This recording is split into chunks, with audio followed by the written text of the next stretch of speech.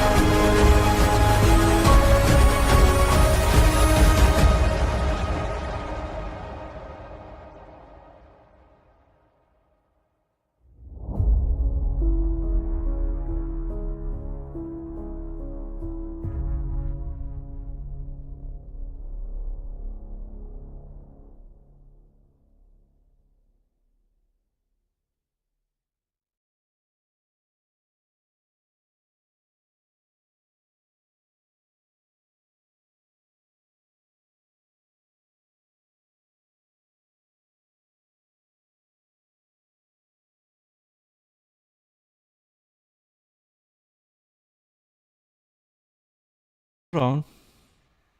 Okay. Hey there, welcome to our Saturday night show. This is Cryptids and Conspiracies. Tonight we're going to talk about, it's not really a conspiracy. Well, I guess some people consider it a conspiracy if you think the whole thing is, you know, people lying or trying to make this whole entire narrative that there is something beyond death. The atheists would definitely consider this a conspiracy. But it's a very interesting topic, has a lot of smoke. Our friend Abby suggested it. He is yet to show up tonight, but maybe he'll be able to put his 2 cents in later. But until he shows up, we do have a couple people here. This guy.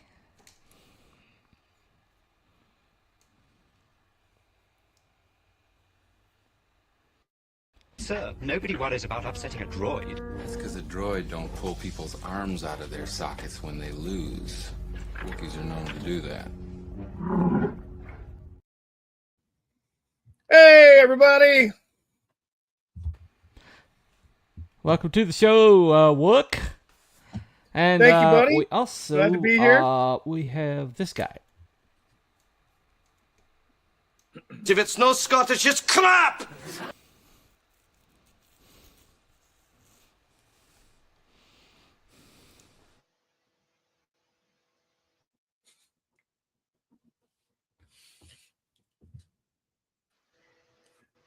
Hey, we got the Time Prophet in the chat. Hey, Time Prophet.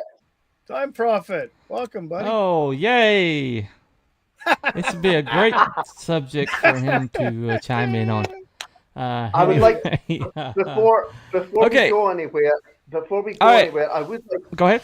I would like to say that my bank account most certainly had a near-death experience. I was engaged once. Oh, okay. Yeah, that definitely counts as a near-death experience. Certainly. That's what Certainly. I thought. Yeah. Time Prophet in the chat. Yeah. Says, I like the way Wookiee Fever dyes his beard white. Well, thank you. It's a little splotchy. A little black there, a little white over here. Yep. You know. Yeah. There you go. It's by design. There you go. Yeah. Well, Mm-hmm. I don't. There you go. Of course, I don't at all. Okay. Yep. There you go. Anyway. All right. So tonight we're going to talk about something. Now, there are different ways to we're going to go non-ecumenical as possible. We're going to try to stick to the more scientific experiences, and the one that I have is from one of the foremost cardiologists in the world. This guy gets called in to do surgeries on important people, and he related this particular one. Yeah. 1 second. Okay, so it's been confirmed that Mr. Abbey is not going to make it. So, he No, suggested he's this not gonna topic, make and it. I guess he's not going to be here for it. He actually is So doing. I hope we he's in the do middle of a him honeydew. justice. So, He's in the middle of a remodel in his backyard. Put it that way. okay. Right. He's getting his hands dirty. Fair enough. That'll take some time then. Oof. All right. Yeah. All right. Anyway. Okay, so I got a video that's going to kind of launch us on the subject. It's one by a Josh McDowell's son, Sean McDowell, cardiologist. Laughter, everybody. Very funny. Yeah. Hold on a second. I think I got that. Let me see here. I think I got a. Do I have? Oh, okay. Yep. All right, here we go. Oh, there we go. There you go. He also says the chat. Oh, looks, okay. Well, very I don't know. Yeah. Well, we'll see. Well, could be this one right here. Maybe this one right here will work. Yeah.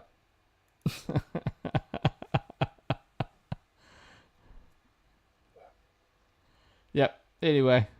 Oh, crap. Yeah, I screwed that up. Oh, hold on. Yeah, crap's not good. I don't like crap. Let me fix that. No crap. There, that's better. All right. Yeah, I was trying to hit this right here. Oh, there we go. Laugh track, yes. There we go. There we go. There we go. All right. Nice. Anyway, so this particular this was done by Sean McDowell. He is Josh McDowell's son. You're still going there. Is that still going on? Wow, still going. Go hit the button. I think it's looped up. Yeah, I need to hit the button again. Hold on. Press the button. Okay, so evidently that one doesn't have a off switch. Okay, there we go. Yep, not going to do that again. Oh, well, we're not perfect here. All right, but anyway, so this is a good. This guy wrote a book on near-death experiences, and it's from a very technical point of view, and so one that's even scientific guy, even scientific people will enjoy, because he used the scientific method, used everything that you would need to prove a matter. So he's very well sourced. But this was a conversation that he had with Sean. Let me play this right quick. Oh, you sent me a little about this, which I thought was interesting. There was another evidentially near-death experience case, and this is before we get to number 4, that came from atheist skeptic Michael Shermer. Now, Michael Shermer, I had him on this show about 2 months ago. We debated 2 hours, God, morality, and the soul. And I've thought about having him back on to debate near-death experiences. So if you're watching this and you want that show, comment below. Maybe we would do that. He's probably open to it. I like him a lot. But he had an article in Scientific American titled Infrequencies, where he admitted to an experience that he would have dismissed or disbelieved had it been reported to someone else. After his wedding, his wife was sad, regretting that her deceased grandfather was not able to share in their wedding, when his old broken radio, which they had never been able to repair, started playing love songs. The odds of the old radio from Germany suddenly reviving at precisely the moment she needed it, Can you all being hear me? set There's nothing precisely happening. to a station see playing anything. love songs is quite extraordinary, Shermer concedes. You'd figure the odds to be something close to 1 in a million, or whatever the odds are. I don't know how you tabulate that. There's these type of experiences that are common, that don't prove God, but can't be explained as coincidence or lying, especially when it comes from Mark Twain, A.J. Iyer, or Michael Shermer. Your thoughts on that one, or anything else on the Mark Twain one before we move to number 4? Yes, I think Shermer's wife said it well, right? When that happened, she said, "It's my grandfather." There's my grandfather, because she was regretting that her grandfather was not able to be there at their wedding. And boom, what are the odds that it would happen right at that moment when she's having that regret? And yet he had no explanation for it. Now, his explanation basically is, when he gets to read that book in Frequencies, if you're out there, I mean, read the article. It was in Scientific American. It's available online. And basically he says, well, this shook me to the core originally. Now, later he says, well, there are billions of people in the world. Weird things happen. It could just be one out of those billion things. And that's what he does basically with the, with this experience that we just talked about with Mark Twain. He says, okay, well, yeah, he accepts that it happened. Worley, another atheist, accepts that this happened to Mark Twain, but they just say, oh, well, it's 1 in a billion, of things, and weird things happen. But that argument falls apart when you start saying, now, wait a minute, this isn't the only one that happened. It's not just that this happened to you. In fact, my wife, after I began studying these things, she said, did I ever tell you about when I had a vivid dream about my grandmother dying when she wasn't even ill? And then a few months later, she, sure enough, died. The next month, she was diagnosed with an incurable breast cancer. Then she died. And she said, when I walked into that funeral, it was just like I'd foreseen it. And I thought, this is my wife. I trust her. And then, so these experiences are actually quite common. And of course, the British survey that Dr. Sidgwick and others did from Cambridge University, they actually studied 17,000 people, interviewed them, and found that 10%, maybe 4 to 5% of them had experiences of crisis apparitions, where they saw someone who had died that they had no idea had died. And that would reinforce that this is not just kind of 1 out of a billion thing, but it's happening normally to people all the time.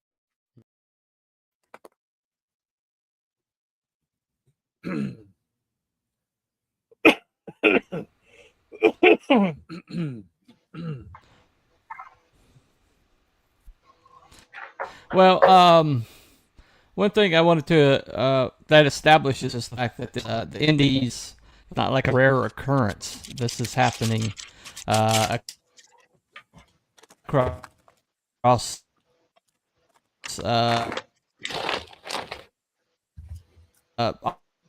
all religion and afterlife have had. The biggest argument against NDEs is that this is like something that your dying brain does, kind of like downloads information or something like that.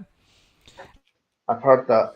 Except there's these other things that happen during the course of the NDEs. Yeah, there's other things that happen during the course of the NDEs. Like he was talking about Mark Twain.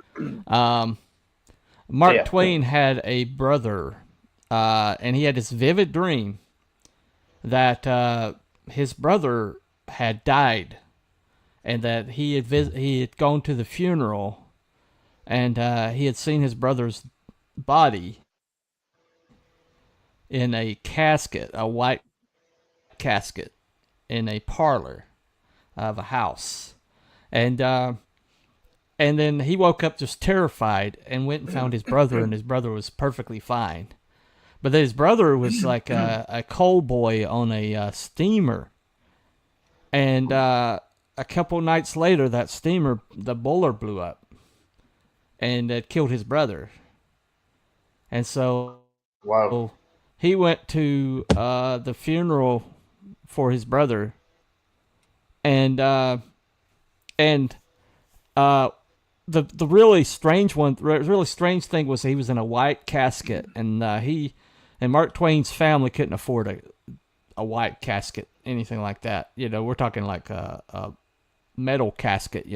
Everybody had pine box caskets, right? And so his brother being in a white casket was a strange part of the dream. But when because his brother was the youngest one killed by the disaster, some ladies had gotten together, pulled their money, and gotten him a white casket, and so he was in a white casket.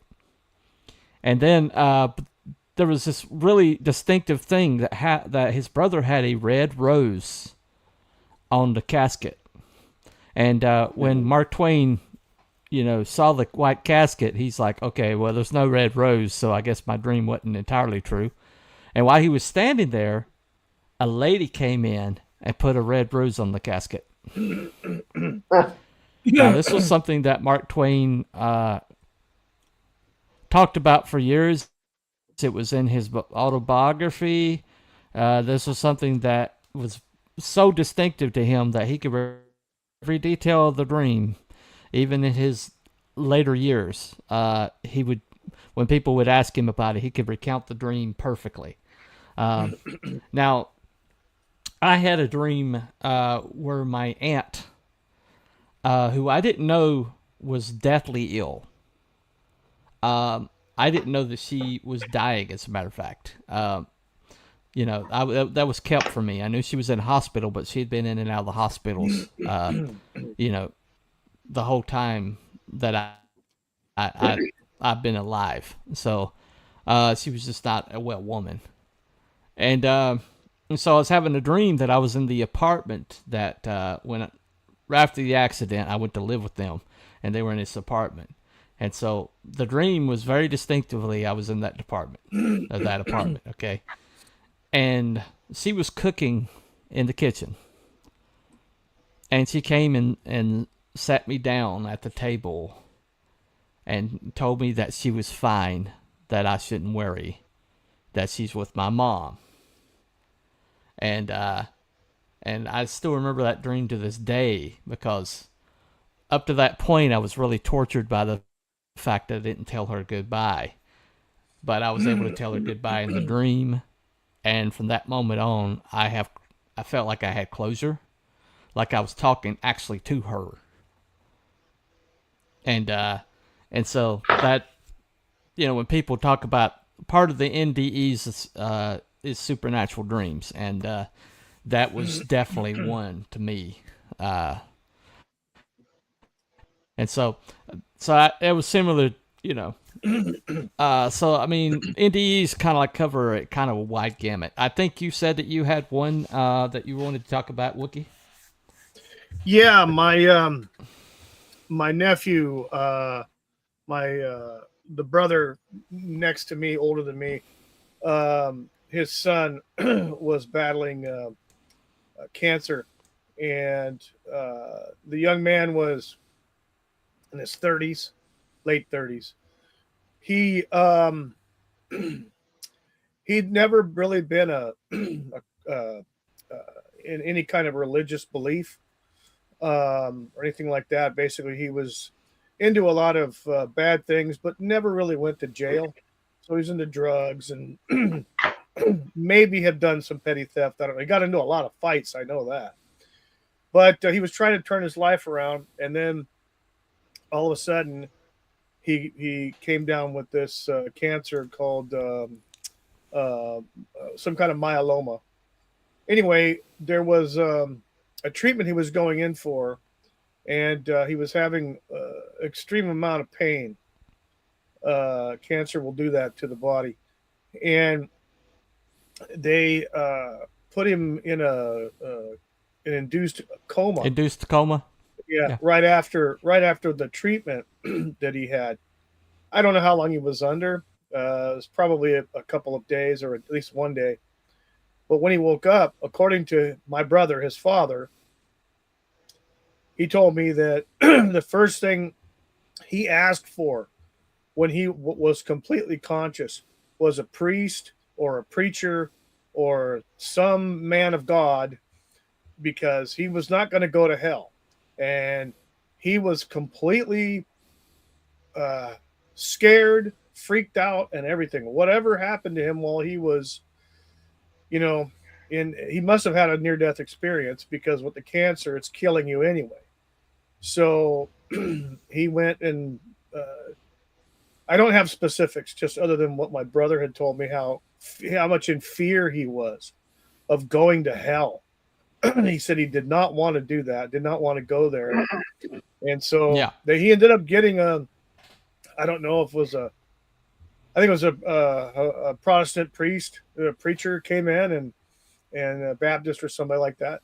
And he accepted, he accepted Jesus Christ right there, in the hospital and everything. And so, yeah. And then, several months later, he did end up succumbing to the cancer, but he had an experience where he was in just absolute fear. He was so scared of whatever he experienced. He did not want to go there. He did not want that. And so that's my my closest tie to near death experiences, and to the point it even shook my brother. Let me cover this. Oh, no doubt. I mean, holy crap. Let me cover this comment. Thing is, people dream about people dying all the time, but they don't remember it when somebody actually dies. The mind plays tricks. Except the fact that, I mean, if you want to say that, that's fine. But the fact that that Mark Twain called the casket, called the rose on the casket, and the fact that his brother died. Before his brother died, before his brother even got on the ship that blew up. And all those details were inexplicable because because he was poor. So there's no way he should have had a fancy painted, metal casket. And he got the parlor right that he was in. It's a place that Mark Twain had never seen. He got that casket right. There's no way they could afford a casket, but there was one. And then he got the rose being placed on the casket right. And so, I mean, I know you're a naturalist, and you're going to go all the way to the wall, and you're never going to be dissuaded from anything, but those are pretty significant, points, I have to say. Almost like a premonition more than that. Believing Mark Twain at his word, but premonition. The thing about it is but all this falls upon the kind of like this whole entire near-death experience, kind of like the umbrella is supernatural experiences having to do with, around death. And so it's pretty wide umbrella. And so premonitions of deaths and things like that do fall into that. But, once again... a lot of the videos that I've seen have had people floating and they're going up, and then they see, sometimes they see nice things, sometimes they don't, sometimes it's a combination of both. So, and sometimes it changes their life in a variety of ways. So there's whatever your worldview is. Right, there is definitely something. There's also go ahead. There's definitely something, regardless. Of what there's also the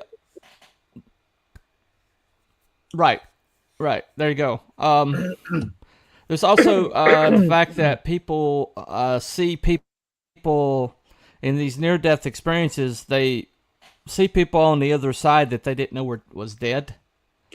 There's been like hundreds of near-death experiences with that testimony. And we're not talking about just a few hundred here. We're talking about thousands occurring over decades of time. And these are, before the before the internet, we didn't know how pervasive this was. Yeah. But after the internet and the ability to, talk to cultures that we, and this goes on across all cultures, across all colors and creeds, and across all religious, do we actually know or when, unreligious, yeah. Do we actually know when the first NDE was recorded? I don't know. I don't know that. But they've been recorded for a long time. This is some of this goes back pretty far. The Bible, actually, there's been instances in the Bible that some people consider NDEs. Where people have like prophetic dreams and things like that. Right. Hold on, let me get this out of the way right quick. People often dream about their parents dying because they're afraid of their parents dying. My wife often dreamed her mother would die, and she did eventually, but it took many years. Thing about it is, though, is people have dreams of people passing away that they didn't know passed away. Right. And so that's... When we talk about the amount of people having NDE experiences, we're not talking about a couple hundred. We're talking thousands. And this has been going on for a long, long time. We're just now kind of getting the scope of it. But, of course, skepticals will say, well, there's, this religious thing that's having to do with it, or there's, the people that are all crackpots or all religious, nut jobs, that even though atheists have had NDEs, militant atheists have had NDEs. That radio coming on, that happened to an atheist, and so, I mean, things like this happen, and they don't seem to respect persons. They don't seem to respect personal philosophies. It just seems to be a natural phenomenon that's going on. Anyway, I guess you just have one. You experience these things when. I guess you experience these things when you're supposed to experience these things, and one could assume that it's to get your shit together. Maybe. Yeah, probably. So, anybody want to explain this statement? Anybody want to explain this statement? Anyone? I have no comment. I'm a bit befuddled. I'm a bit befuddled with that. Moving on. I have no comment. Move along. Move along. Moving on. That level of delusion is just breathtaking. But anyway, okay. So let me go ahead and play. This is a long testimony. So I broke it up in two parts, but this is one of the better ones that I've seen. And this guy, he's a world-renowned cardiacologist, and he's like brought in to do procedures on like really important people, and this is not some crackpot. This is not some religious guy. This is not somebody. This is a man of science, a respected man of science, and this is his testimony. And so I tried to get the guy that was the most believable to Time Prophet, and which I know is impossible, but I tried to get the guy. I was like, if I have this cold, dark heart like Time Prophet who doesn't believe in anything or anyone, who would I pick? And so this was the closest I could get to that one. So this is who I chose. Anyway. I am Dr. Mike Billigan. I'm here with Dr. Lloyd Rudy, one of the most famous cardiac surgeons Dr. Rudy, thanks so much for being with us. You're welcome. You know, we don't get the opportunity to be in the operating room, or even most people don't get the opportunity to visit with a cardiac surgeon who has had experiences with people near death, or some who have already been pronounced dead and come back. And so that's what we're going to talk about here, in particular one case, and may touch on another one. Dr. Rudy, why don't you tell us a little bit about that? We had a very unfortunate individual who on Christmas Day had, from an oral infection, Okay. infected his native valve. Okay. If your native valve has the slightest defect, whether you were born with it or you developed it later, it calcified a little and the valve leaflets don't move or whatever, the body recognizes that as something abnormal that it's got to take care of. Okay. So that's what happened to this man, and one of my junior partners was on call, and he had to do an emergency valve resection. Once we were able to accomplish the repair of the aneurysm and the replacement of the valve, we could not get the person off of the bypass. Every time the 4 or 5 liters of blood that we were pumping around his body, we would reduce down to 2 or 3, he'd begin to weaken and his blood pressure would go down and so on. And to make a long story short, we simply couldn't get him off the heart-lung machine. Right. Finally, we just had to give up. I mean, we just said, we cannot get him off of the heart-lung machine, so we're going to have to pronounce him dead. Right. So we did that. And so the anesthesiologist turned his machine off, and the bellows that were breathing for the patient stopped. That machine was quiet. The anesthesiologist went into the surgeon's lounge. He hadn't eaten anything all day, so he went in to have a sandwich.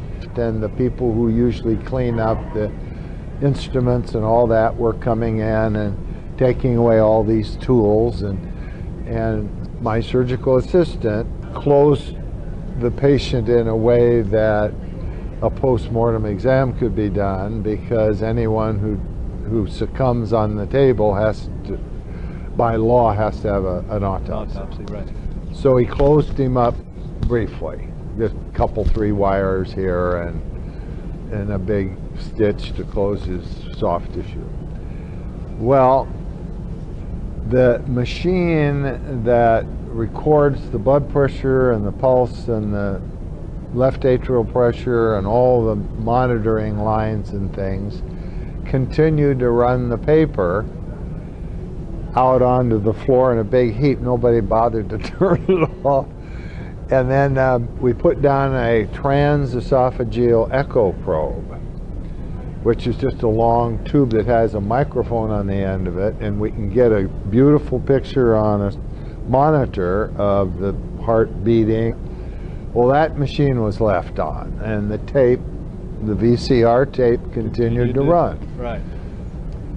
Well, the assistant surgeon and I went in and took our gowns off and gloves and masks and things, and came back, and we were in our short sleeve shirts, and we were standing at the door kind of discussing if there was anything else we could have done, any other medicines we could have given, whatever, Right. to have made this a success.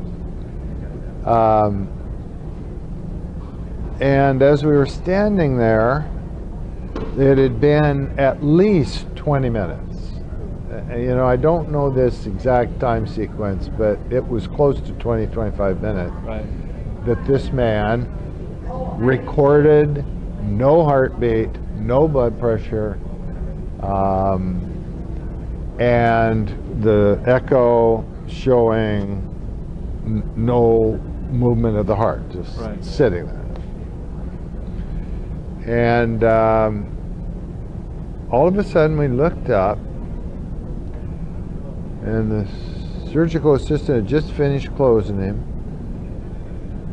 and we saw some electrical activity. And pretty soon the electrical activity turned into a heartbeat. Very slow, 30, 40 a minute.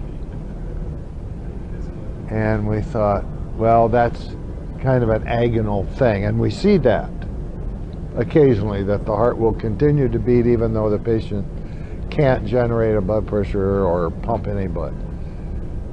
Well, pretty soon we look and he's actually generating a pressure. No, we're not doing anything. I mean, the machines are all shut off, and we're stopped all the medicines and all that. Right. And so I start yelling, "Get anesthesia back in here and get the nurses."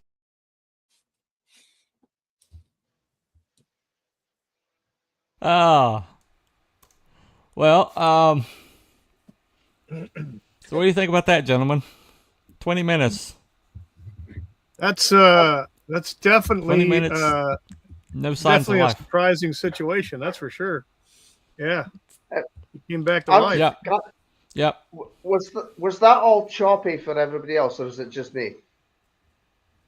It was all over the place. I couldn't even hear half of it. No, it was fine on Well, my sometimes within StreamYards, it'll be choppy, but out there it's not. I don't know why that is. Well, end. Yeah, no, that was fine on my end. It wasn't choppy at all. Yeah. Yeah. Okay. Well, I mean, just within StreamYards. So that's where we are. So this guy was dead for 20 minutes, dead as a doornail. They stopped all medication. They stopped all machines. They didn't even bother to close him properly. They closed him pretty much leaving the door open for the autopsy. Yeah. So they didn't even close him properly. So they're going to have to like rush and close him properly because the dude was gone. Okay. They're even talking about the post-mortem. They're talking about, what did we mess up? Did we mess anything up? Because there's something we could have done. What could we have done better? And let's say it's comedy gold. Nobody sees the LOL dash. I did see it. Okay. Yep. That I believe in the bunny. Okay, well, I appreciate it. He didn't come back to life. His heart was just so low that nobody could tell it was beating. You can't just come to life. Except, are you saying that a world-renowned cardiologist, the top of his field, can't tell when somebody's dead? Is that what you're trying to say, Time Prophet? Are you that deluded that you're going to say that a world-renowned surgeon, you know better than a world-renowned surgeon?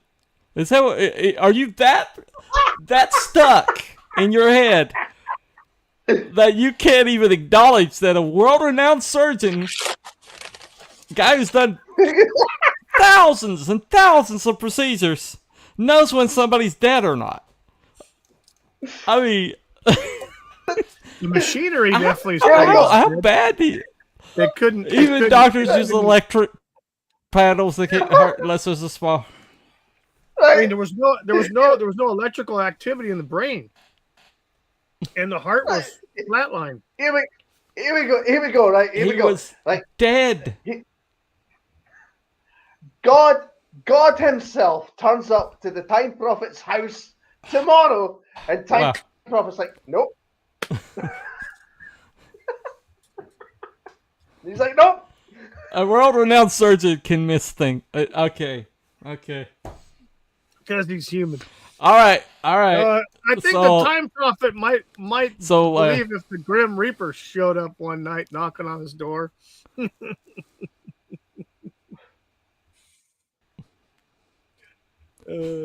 Probably not. I don't think this guy. I mean. Okay. All right. This guy's not even saying this God. He's just saying this dude was dead. Anyway, all right. Okay, all right. I'm just gonna play the other half. All right. This is what happened after. Everybody but Time Prophet, pay attention. So here you go. And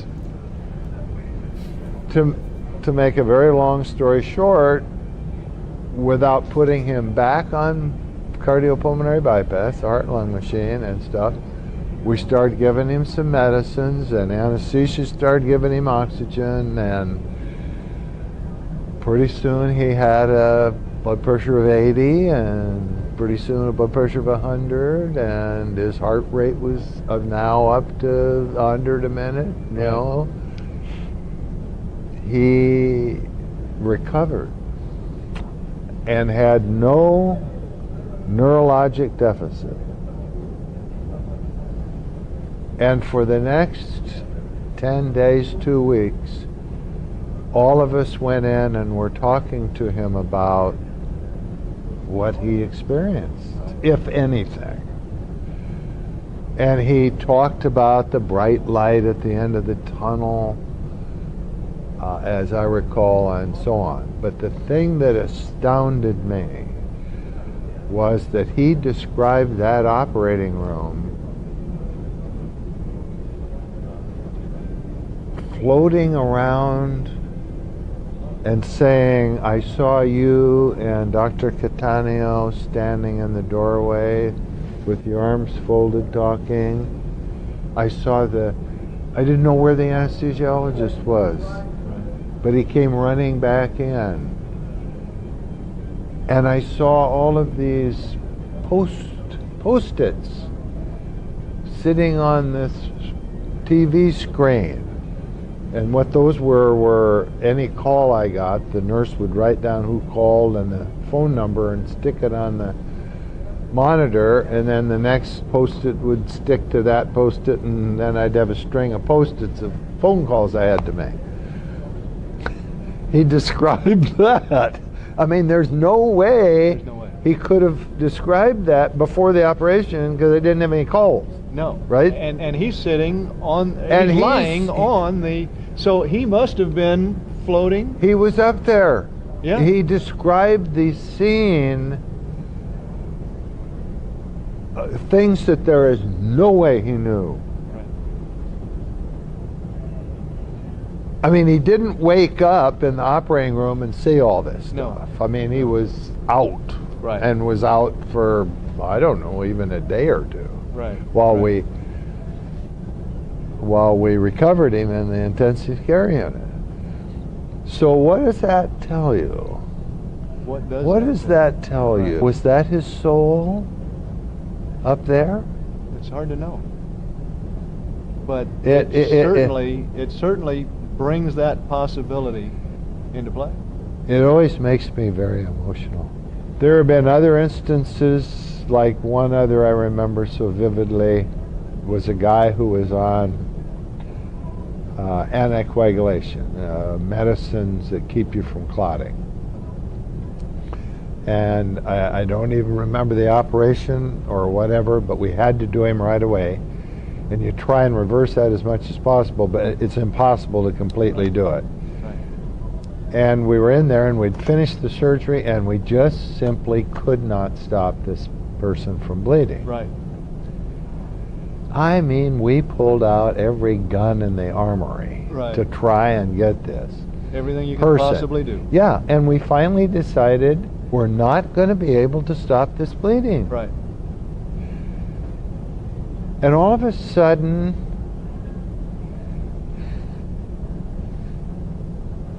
nobody spoke. Because everybody in that room felt a presence. Right. And, I mean, the anesthesiologist and I talked about it afterwards. I mean, there was no question. There was a presence in that room. Right. And he stopped bleeding just like that. How do you explain that? What is your take on that, Dr. Rudy? Oh. There's something out there that, you know, people with faith believe is there.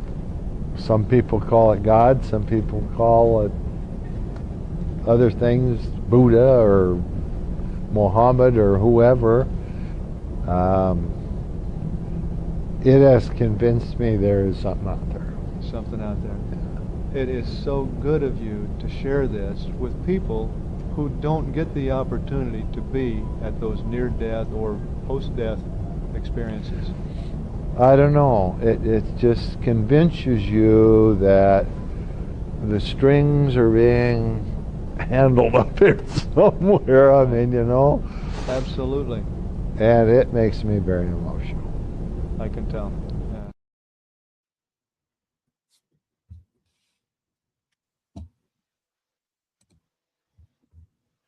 Hold on. I got it. All right. So everybody with the Time Prophet, what do you think? Because we know what Time Prophet thinks. But anyway. So what do you think? Yeah. Well, you have Very to take into account the experience of the doctor. Let's just go through the rooms. ignorance here. The experience of the staff and experience of the doctor, where things just don't happen all of a sudden. It's like there has to be some clinical explanation for clotting the blood or the blood stopping or the heart not beating, and there's no electrical indications on the machinery, and then the next thing you know, slowly it creeps in. So and they're trained to not guess. They're trained to know what's going on and observe what's going on with their patients, especially surgeons. I mean, they have to be 1,000% correct with every move they make to save a life.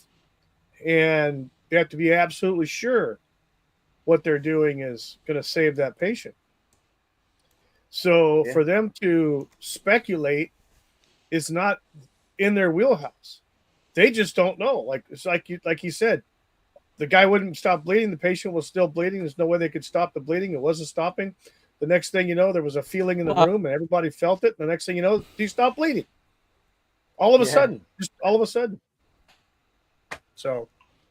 Right. Just like that. Yep. So can I point out the Time Prophet screwed up here? Can I point this out?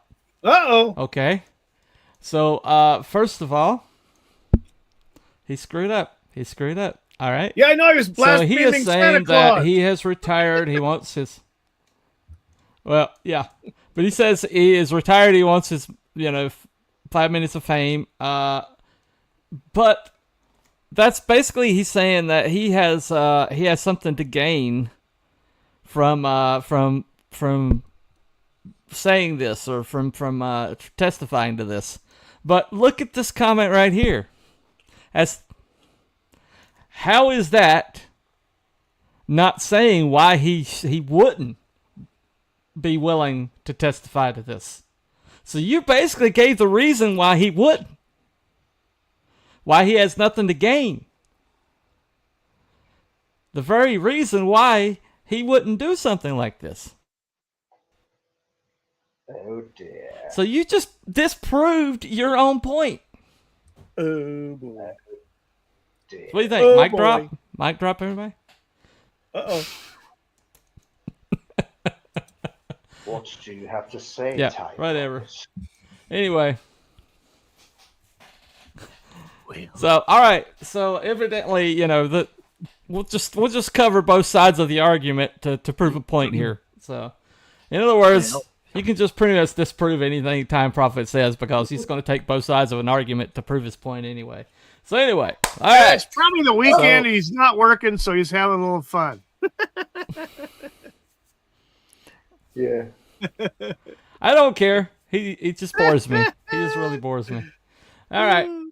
Anyway. He doesn't bore you. You look forward to having him come in and he has no career. He has a reputation. He has a reputation, Time Prophet. The confrontation. Anyway. No, I mean it's just like, okay, if this guy wants 5 minutes of fame, the worst thing he can do is to start spouting faith because that will immediately take him out of all the conferences. It will take him all the speaking engagements. It'll tank his reputation unless he believes in it. Whatever. It is what it is. All right. So That's good. That's good. it is what it is. I just hate a disingenuous argument. I just do. I really do. Oh, anyway, so here we are. I mean, I could show. All right. In my research, I came across thousands of these. There's entire playlists of these on YouTube. There's multiple playlists. Yeah. All of them are different. All of them are unique. All from different walks of life. All from different educations and different vocations. There's even doctors. A whole bunch of doctors that have had these. Even personal NDEs after they've had near-death experiences. And so you have scientists, and you've had atheists, you've had all walks of life. These NDEs happen. They don't seem to be a respecter of persons, and they do not come across religious lines. Anybody that says that is ignoring all the facts, which is something that Time Prophet does routinely. But anyway, well, so when you guys research this, don't take my word for it. Go ahead. Basically, in these experiences, a vast majority of these people that experience a near-death experience of some sort or some sort of situation where they clinically died and came back to life or something similar, the majority of them are not Christians at all. Probably not even of any other faith. But as soon as they come out, it appears that they have an awakening and they seek Christ, either through Catholicism or, Protestant, whatever it might be, Orthodox, Christian too. So well, I mean, they seek that. Not even necessarily they're afraid. that. Whatever they saw, whatever they experienced, they don't want to experience it again. Well, see that's not necessarily 100% of the outcomes either, because there's a lot of people. I'm saying a vast who majority come out of them it will. not necessarily believing in. Well, I mean, a lot of them do. Yeah. But I'm just saying that people that brush up against these NDEs, the one thing they have in common is they all wind up believing that there's something beyond life. That they believe in the presence of a soul. They believe in something. There was one video I watched maybe last year or the year before, and somebody had, I forget who it was, but somebody had an NDE, and they were actually they came back, and they were actually sad. They were actually sad to be back. If you know what I mean, because they had such a profound and almost joyous experience that they didn't want to come back, but they had to come back for whatever reason. So it's not always clear cut the same thing. It's difficult to say. There's been some who have experienced NDEs and had a bit of an awakening, and they say that we've got religion all backwards. Who knows? Yeah. Yeah, everybody's experience is a little bit different, Well, it's a little bit different, but there's some commonalities. The tunnel of light is a commonality. Yep. Not everybody sees a loved one, but the floating above their own body, that's a commonality. Yeah. And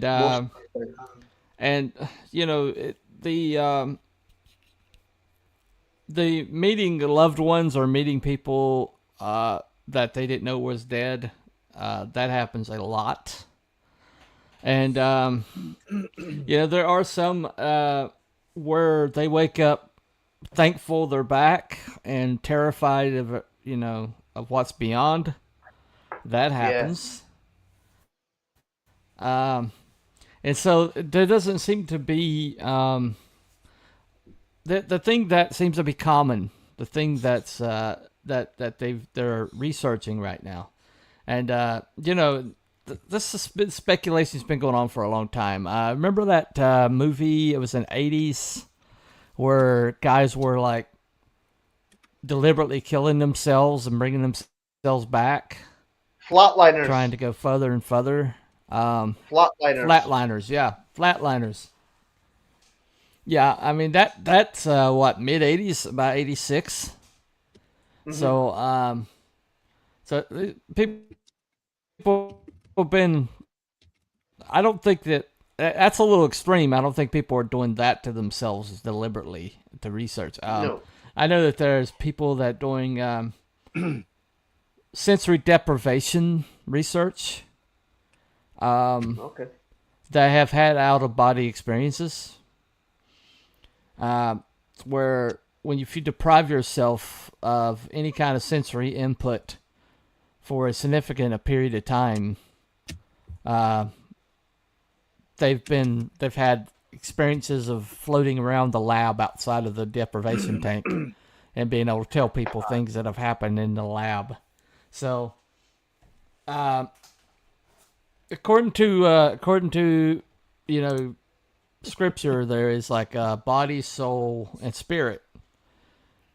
The triune being. It's a biblical concept, but anyway. That's right. Here we go. All right. Okay. So, you parkour. All right. Here we go. Let's bring parkours into it. Yeah. There we go. I don't see facts. I see conjecture. You don't see facts because you refuse to see facts. I can give you facts if you want facts. I can point you in the direction of a lot of studies that say just these things. Anyway.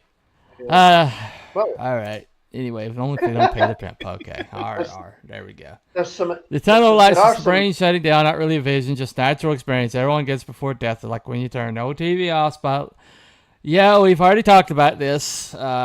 If that was the case, then why do people have experiences that are not conducive to their own thought processes, to their own experiences? Why do they have experiences that aren't in their brains, that don't fit their worldview?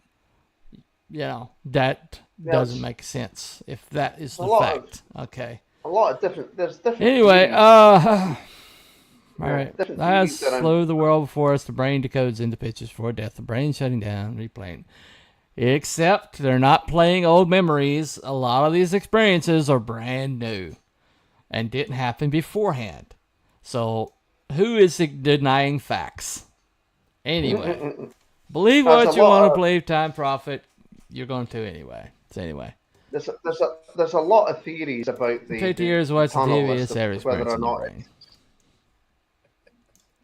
yeah, right. Anyway, okay. There is a lot of theories about the tunnel and whether or not it's a reincarnation trap, but it's just one of those things that they never explain how you get out of it. So right. Well, the reincarnation people, there is a lot of weird oddities with the reincarnation ideal, in that why do they always come back as somebody famous? Why don't they come back as somebody common?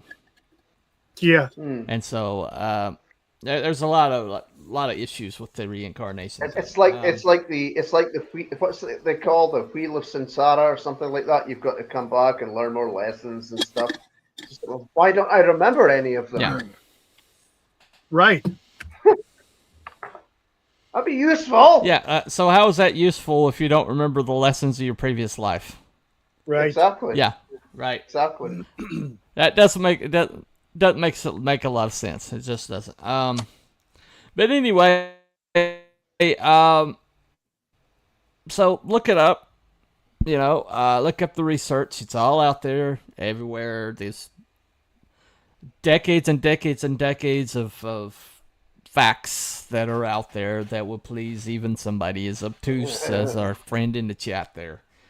I just didn't have time in 1 hour format to start spouting a lot of it. But there's people who there's actually a whole branch of science dedicated to NDEs. And there's a lot of research going on in this area. And they have billions of points, data points that they can talk about. And billions. It's out there. It's easy to find. Simple Google search will bring it up. So, but what we're looking at today, and the reason why I didn't go further into it, Cool Bro Rab is coming back as William Wallace, but see, the way reincarnation would work is if Quirrell was William Wallace. There you go. So he wouldn't be coming back as William Wallace. He would be William Wallace, reincarnated as Mr. Barab. So, anyway, all right. I'm getting a little worn out from correcting Time Prophet here. So let's put a bow on this. All right. What's new? So obviously, I'm in the confirmed camp. What about you, Wookie? What are you thinking? Yeah, there has to be something to it. There's no question. So yeah, I'm confirmed. Alrighty, Mr. Barab, what are you thinking, my friend? Absolutely. There has to be something to it. There's I don't know what, but there's definitely something there. I'm closing my poll because I had no voters. Oh, okay. Not even Time Prophet? Time Prophet didn't vote? Nope. Debunked? No, not on mine. Wow. No. 0, Well, do your job, Time Prophet. If you're going to be a skeptic, at least vote debunked. He was actually, What I think world, he was dude? actually in your YouTube chat. in your Because one? he wasn't in mine. Oh, really? There's no poll. Yeah, I think he was He in said yours. there's no okay. poll. He had there was no I got poll. one vote. Okay, I got one vote on the horizontal as confirmed. And in the poll there. Yeah, right. Okay. Yep, Looking I at got the There is no Okay. bathroom. well, accident. First time I got 0. 0, 0, 0. There's no Well, I poll. need to. I actually closed up the wrong one. Let me. Oops. Well, Let me he's saying there's reopen no- my. Do You're that. saying there's Here, nothing hold in on. yours, Wookie. What? Yeah, because I closed my poll. Because I had no Oh. votes. We were settling up on all the Too late, settling up I on guess. the stuff. Too late, I guess. Yeah, he was just a little too late. Bunny, did you close yours yet?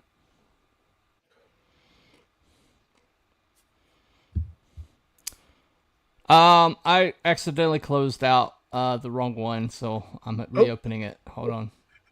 Okay. Man, Time Prophet, get over there and get into the poll. Ow. Okay. So I have see 2 votes here. One is confirmed. One is in the middle. So I have an in the middle and a confirmed. So I got 2 confirms, an in the middle, and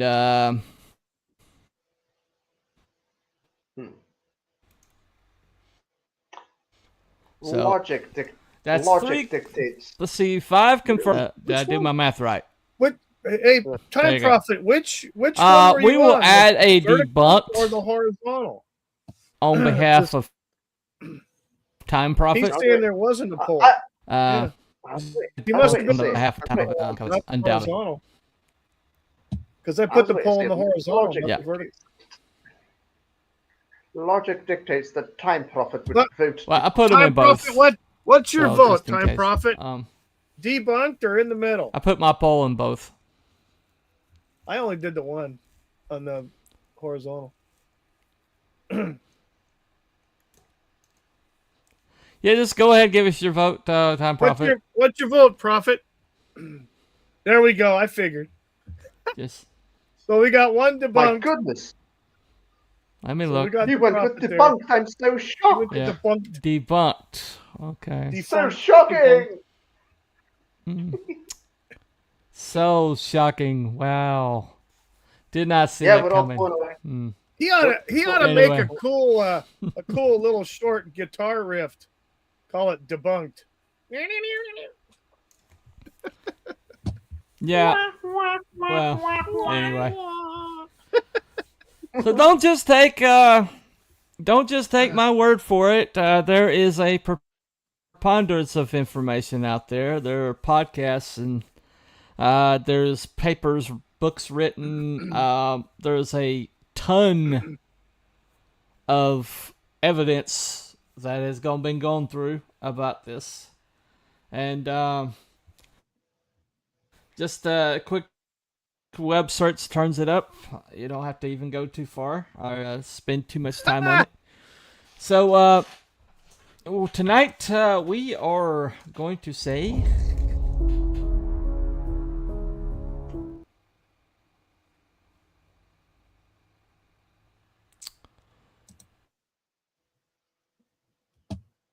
Creators Outlet joined us in the chat. Hello there. a little late to the party, my friend, but welcome.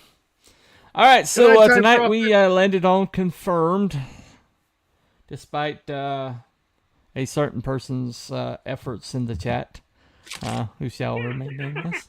Anyway, but like I said, this show is an overview show.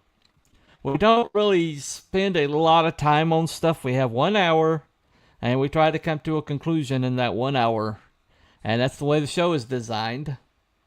And so if you want to go further on these topics, feel free to go further on these topics. If you don't think that I've covered something significantly or well enough, then blame them. Because I'm doing all the research myself. It's all my fault. So just what about me? Blame them. Go ahead and blame them. There you go. Anyway, except for Kroll. Kroll actually does read his stuff. He does actually help me with research a little bit. So, but anyway, I hope that Abby watches this show and thinks that we covered it significantly. So anyway. Yeah, he might catch. But thank y'all for coming. This has been Cryptids and Conspiracies. Maybe he will. Right. Maybe he won't. This has been Cryptids and Conspiracies. I think we're going to do Dark Side of the Moon. The week Dark Side from of the now. Moon, and not Pink Floyd. No, not Pink Floyd. We're going to talk about the Dark Side of the Moon. Yep. So that's going to be a week after next. Is there something on the dark side of the moon? Is going to be the question for the week after next. I did too, there, Prophet. I like Pink Floyd too. Is that what you had in mind, Wookie? Yeah, Dark Side of the Moon. Yeah. Yeah, I'm fond That'll of be them. all right. I'm very fond of them. All right, so that's going to be a week after next. Not next week, but the week after next. And we will see you all then. Follow the White Rabbit on this channel and follow the Wookiee on his. And we'll see you next time. Hopefully John will be able to join us. Yeah, Mr. Longbox. Yeah. No, we are not going to talk about that because we're not talking at all. I will get struck if I play a song, if I play a moment of that album on this channel. Ono was it on will that get album. taken down immediately. No. So no. Yoko Ono wasn't on that album. Come on now, Time Prophet. No. All right. Anyway, thank you all for coming. We will see you next week. Follow that rabbit. Follow the Wookiee. All right, everybody. And Bye, hopefully John will be great, back. weekend. You can follow him on his channel. Yep. So bye, everybody. Have a great weekend, Bye. everybody. We'll see you.